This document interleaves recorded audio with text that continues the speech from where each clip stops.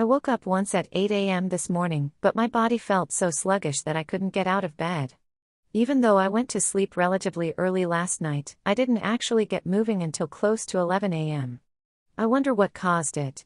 Maybe it's the lingering effect of staying up late, or maybe I've been taking too many spices and putting a strain on my liver.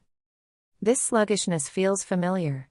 It's similar to the fatigue I experienced before when I got sick from drinking about a liter of strong, homemade green tea every day. Back then, my body was giving off a weird, sweet and sour smell. From experience, I think it was what they call a fatigue odor. It was definitely physical exhaustion rather than mental. I started feeling unwell about a week after I began drinking the strong green tea, so I suspected liver strain and stopped. My condition went back to normal in about 2 days. The reason I started drinking green tea in the first place was to get some theanine. To extract it efficiently, I cold brewed it, putting 2 to 3 tablespoons of tea leaves into a 1.5-liter bottle. But since catechins are still left in the used tea leaves, they can totally still be drunk as tea. At first I was throwing them away, but it felt like a waste, so I started making a second brew. However, because the original amount of tea leaves was so large, even the second brew was pretty strong. Since I was drinking about a liter of that every day, it's no wonder it took a toll on my body.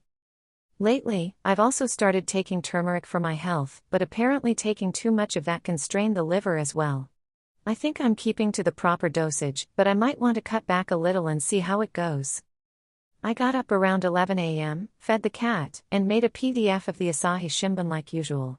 A while later, I got a call from Mizuho Bank. It was a call back regarding my inquiry yesterday to check my Mizuho Direct registration status.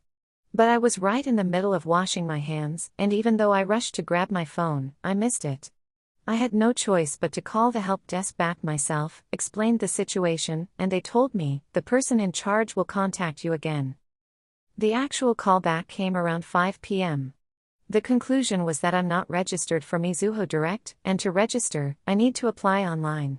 However, since my only goal was to change my phone number, I asked if there were other ways, and they explained that I needed to either go to a branch or use Mizuho Direct.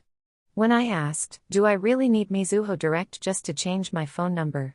They told me, you can change it from the bank's website, but that is also a Mizuho Direct service. I hung up feeling a bit unsatisfied with the explanation. Even though I thought it was a hassle, I checked the website anyway and found that in addition to logging into Mizuho Direct, there was a way to complete the procedure using just my account number and PIN. Using that method, I was able to confirm my address, phone number, and even my Mizuho Direct registration status.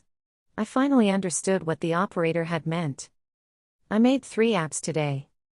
The first one is an app that turns a comprehension quiz I made in Notion into a video. I thought it would be easy since it's just putting audio over slides, but I had to sync the text display speed with the audio length.